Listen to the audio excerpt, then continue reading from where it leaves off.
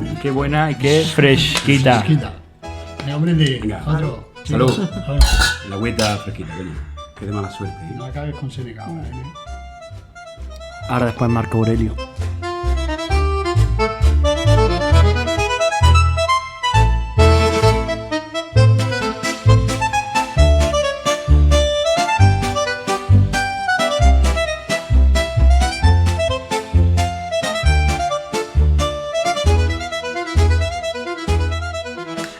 Pues vamos con ese momento de inflexión, ese, ¿no?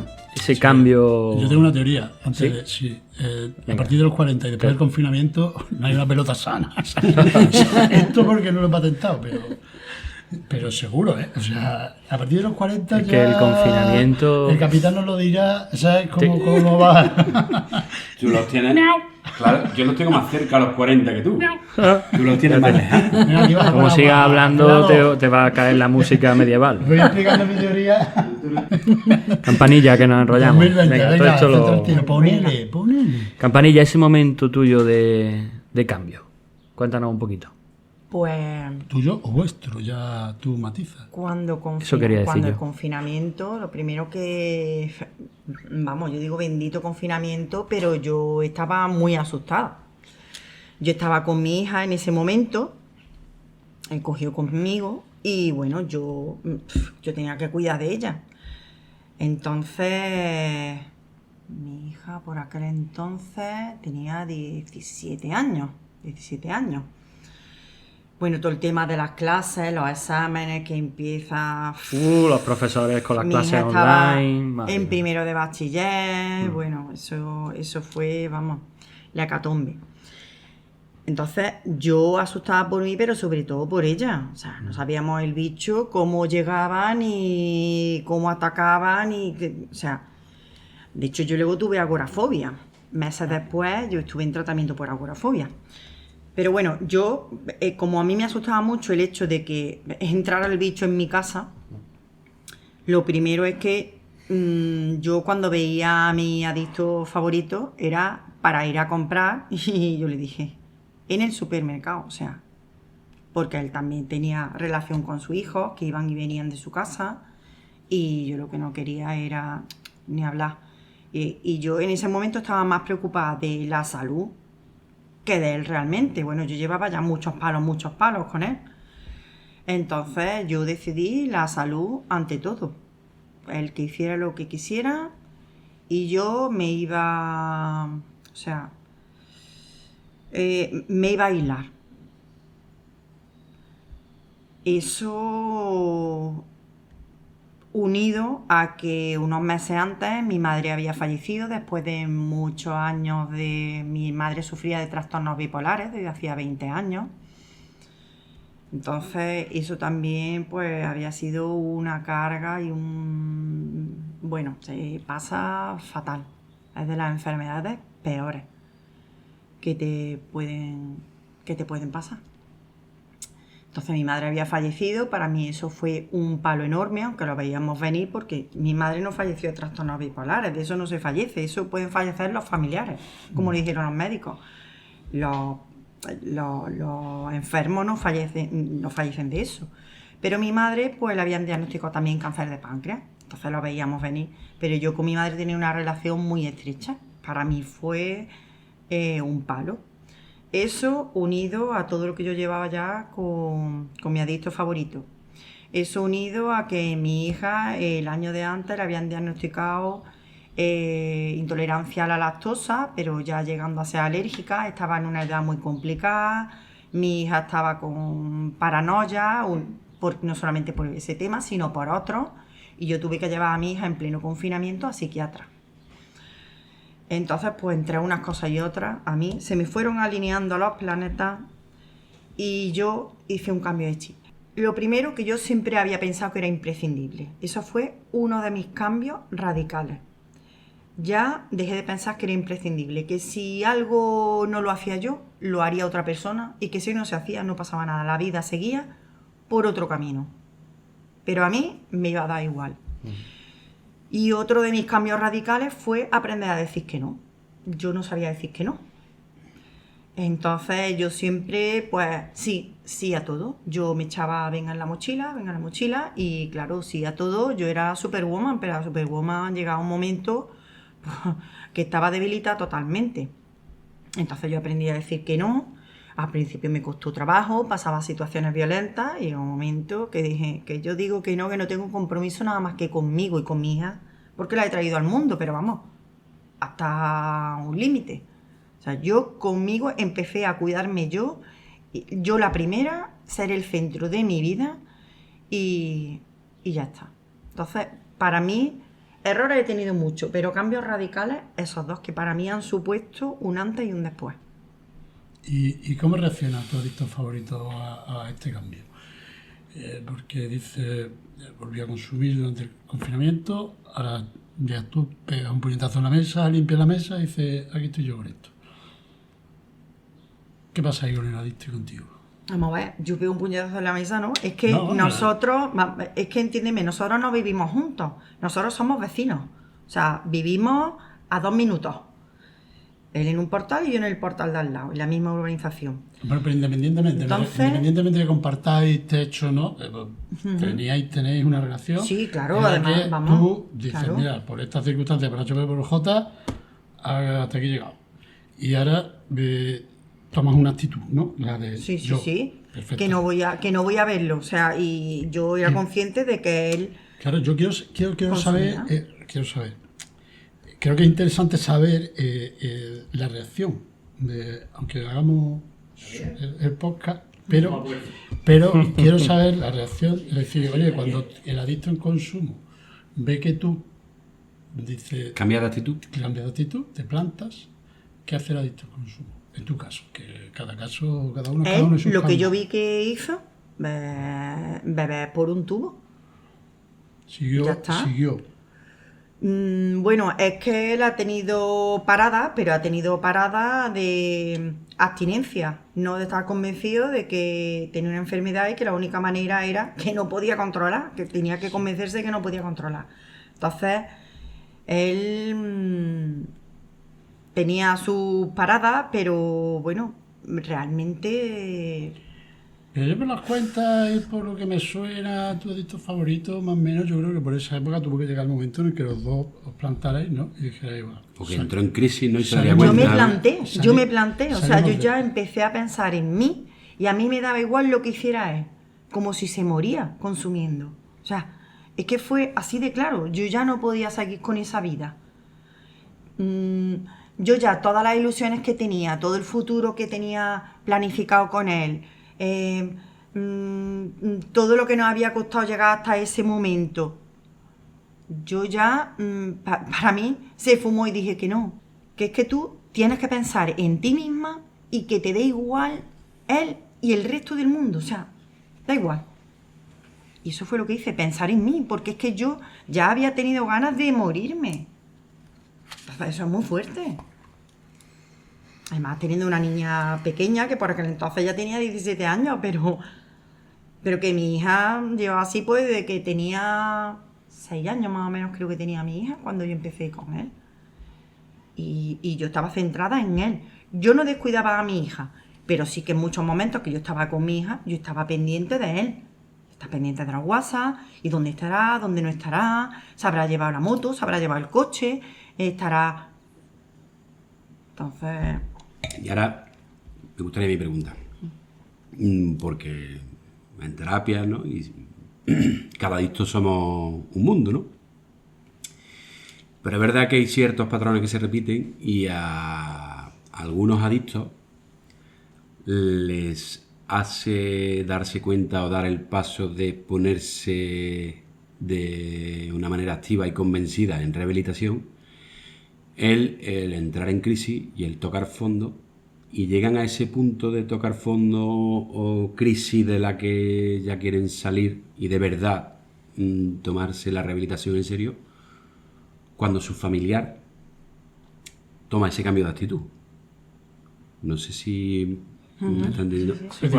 Exactamente, cuando... Pretty Woman. Pretty Woman, varios, ¿no? Claro, Sí, sí. exactamente. Entonces, dice, porque hay algunos que dicen, hostia, pero ¿cómo lo voy a dejar solo?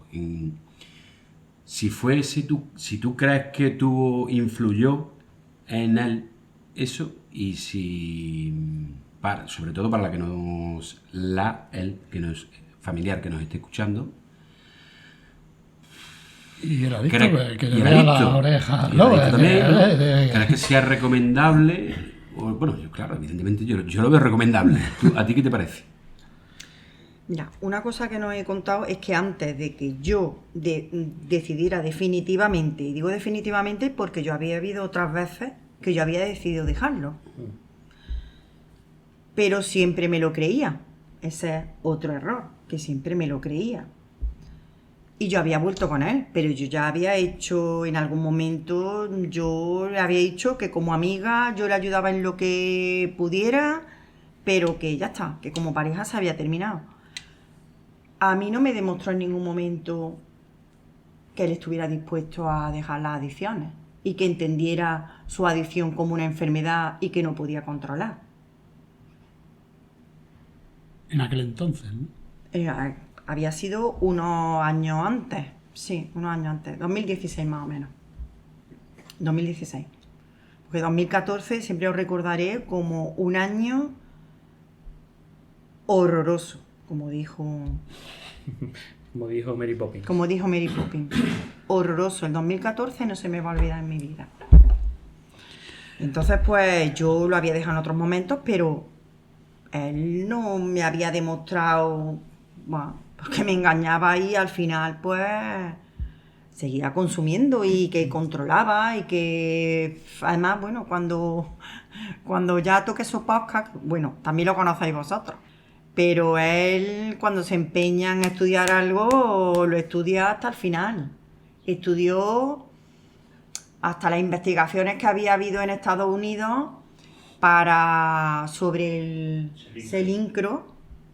O sea, él tenía que saber más que los investigadores, a ver de qué manera él podía controlar y de qué manera podía dar la vuelta a la medicación. O sea, como demostrar que había otras formas de poder controlar, que no fuera él que controlara, sino que había medicación para controlar por él. John Nash. Hacía Claro, todo John- tipo de pruebas. John Nash. Sí, sí. El antabú. No hizo pruebas con el antabú. No hizo pruebas con el antabú. Ahora tiene a Calishas Fresh. Cuando yo Fresquito. tenía Yo que veo darle el antabú. un poco químico, ¿no? ¿Cómo se llama eso? De vocación, ¿no? Pero es que, Bioquímico de vocación. Totalmente. claro, es que Totalmente. Sí, la química es nuestra amiga. pero propio experimental, ¿no? Y bueno, pues eso. ¿Pero crees que tu cambio de actitud ayudó a su cambio de actitud hacia la rehabilitación? Yo creo que cuando él se vio solo, o sea, es que no quedaban dos salidas, o ir ya a morir, o plantearse que estaba solo, y si él quería rehabilitarse, porque era su salud, y que los años que le quedaran, pues vivirlos bien, y además disfrutar de la vida, que es lo que yo siempre decía, porque cuando consumí, es que viví en un mundo en el que todo, pues flipáis, pero flipáis Tampoco te de creas, una ¿eh? manera, bueno, flipáis, A ratos. buscáis flipar, sí, a rato. Vamos a ver, los familiares no flipamos ni medio segundo, Eso siempre no- lo digo. Hay toda la razón. Entonces, vosotros lo pasáis muy mal, pero en algún momento disfrutáis, ¿vale? Vivís en un mundo, en los mundos de Yuppie, no veis la vida como es, no sabéis valorar la vida, no sabéis disfrutarla, lo que es, yo qué sé, cualquier tontería, un helado, o sea, cualquier tontería, y yo eso lo disfrutaba mucho. Llegó un momento que yo dejé de disfrutar, o sea, yo era happy flower y yo llegué a dejar de disfrutar de la vida. O sea, yo la veía todo gris. Porque esa es Porque no había sido capaz de hacerle ver él los colores de la vida. la enfermedad, creo yo. Al final la sustancia es lo de menos. El no saber vivir. No Sí. saber... Helado, pero de mojito. Claro. ¿No? No, es así, claro. Y luego hay adictos y adictos, ¿no? Hay adictos que han abusado más del consumo de una manera lúdica y otros que hayan caído más en una adicción por evitar el sufrimiento, en fin, adictos hay de todos los colores, ¿no? Pero al final, en el fondo es que la enfermedad, yo creo que consiste en eso, que no sabemos vivir de otra manera. No sabíamos. Claro, No sabíamos. hay que aprender, pero los familiares también tenemos que aprender de nuevo a vivir, ¿eh? Sí, yo creo que Sí, queda totalmente. claro que para el adicto el punto de inflexión es cuando decide rehabilitarse, y para el familiar el punto de inflexión es cuando decide ponerse en primer lugar, en el plano protagonista de la historia, y decir, no, me tengo que salvar yo, no puedo salvar a mi adicto favorito, Sí, ¿no? así Me es. salvo yo. Así es, sí, es que ¿Y ya crees? Perdón. no hay manera Es que me acaba de venir y luego tengo mala memoria ya, porque ya voy cumpliendo, ya me voy acercando a los años de algunos de aquí. Pues casco tiene, ¿eh? Casco tiene. ¿Y Sí, crees tío, que para sí, tomar tío. esa decisión es imprescindible primero darte cuenta si hay codependencia o no? ¿O crees que hay algún familiar que tenga, ¿cómo lo explico esto? Que esté empezando a desarrollar un poquito, bueno, es que un poquito, es como lo de... O un poquito embarazada. Un poquito o- embarazada, claro, no puedes estar un poquito, no puedes estar un poquito embarazada. Pero cuando estás empezando a desarrollar la codependencia, ¿crees que es más importante darte cuenta primero que eres codependiente y luego llevar a cabo los cambios para cambiar, para mejorar, o sea, para salir de esa situación? ¿O se puede salir sin Sin esa concienciación. esa conciencia de que eres codependiente y sin las terapias y sin... Para mí fue un alivio que Caronte me diagnosticara codependencia. O sea, ponerle el nombre. Caronte, os recuerdo que es un psicólogo. No de recuerden nuestra nada, sino que se lo asociación. escuchen los podcasts. Siempre, no, Que pero se es se vayan a escuchen los Caronte. podcasts. Ya está. Es nuestro psicólogo favorito. nuestro psicólogo favorito, director técnico. Que tiene Igual que calcetines nuestra psicóloga favorita. de Entonces, unicornio. Fue 100 metros. Fue 100 metros John Wick. Pero la pregunta es, Fue tu momento, ¿no?, de liberación cuando te dijeron, tienes codependencia. Claro, es que en ese momento yo ya pienso, vamos a ver, es que estoy enferma, es que estoy enganchada. O sea, no soy una persona normal, vamos, es normal que tengo como paranoia. O sea, porque ya yo todo lo que hacía ya para evitar que él consumiera, es que ya era enfermizo. Cosas que él sabe y cosas que él no sabe, que yo he hecho. Para evitar que él consumiera. ¿Eh? claro, a lo que yo voy es, ¿ese cambio tú crees que es posible sin haber pasado por un terapeuta que te diga que tienes codependencia? ¿O no? Yo creo que no. Complicado, No sé. complicado por lo menos, ¿no? Hombre, complicadísimo, porque las terapias de grupo y las terapias individuales lo que te van enseñando es, vas viendo tus errores, te vas viendo reflejada en la historia de otras personas que están pasando lo mismo que tú, y vas viendo personas cómo van saliendo. Entonces, el hecho de identificarte como codependiente, como que tú también estás pasando una enfermedad,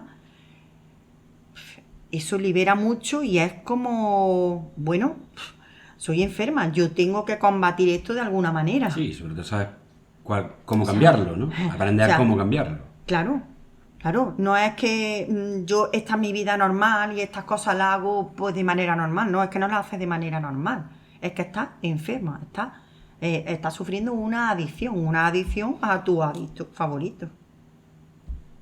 Entonces te dejas arrastrar hasta lo más hondo sin disfrutar ni un solo momento, que eso lo vuelvo a decir. Los familiares no disfrutamos ni medio segundo. Y sin embargo estamos ahí y llegamos hasta lo más oscuro del pozo. Mira, dos cosillas. Respecto a eso tenemos un cartelillo entre manos que saldrá pronto de publicidad. O sea que tenemos cierta polémica. Pero bueno, mira, mi pregunta es, nos ponemos 2021, ¿vale? Y estáis saliendo los dos, ¿sabes? Tú por tu lado, con tu terapia, con tu familiar, y él, como adicto, está saliendo, ¿no? Imagínate gente que esté escuchando que esté en ese punto, ¿sabes? ¿Qué ¿Qué recuerdas tú de esa fase que hicisteis bien, que podíais haber hecho mejor? Pues bueno, yo a lo mejor te puedo contar la mía o alguno la suya, pero aquí lo que interesa es un poco... Sí, queremos localizar un poco un punto de encuentro, Claro, un punto de partida desde el que trabajen Claro. el familiar con su adicto. Que esté más o menos, dice, mira, estamos arrancando los dos, ¿sabes? Tenemos estos problemas, estos otros, pero bueno, estás tú aquí, tienes tu experiencia. Sin rencores, Se recorre, ¿eh? Siempre. sin rencores. Entonces, cuando vosotros estamos ahora mismo en 2025, ¿verdad? Seguís juntos, es que habéis hecho cosas bien. Hasta aquí llegamos todos. Entonces, yo quiero que desgranen y el desorinador. Todo día va a hacer lo mismo, ¿eh? ¿Tú te crees que yo puedo? Luego el tonto es Venom. Luego el tonto es Venom. Luego el tonto es Venom. Dale, turista, dale, pelado, dale. No te lo mudas, ¿ah?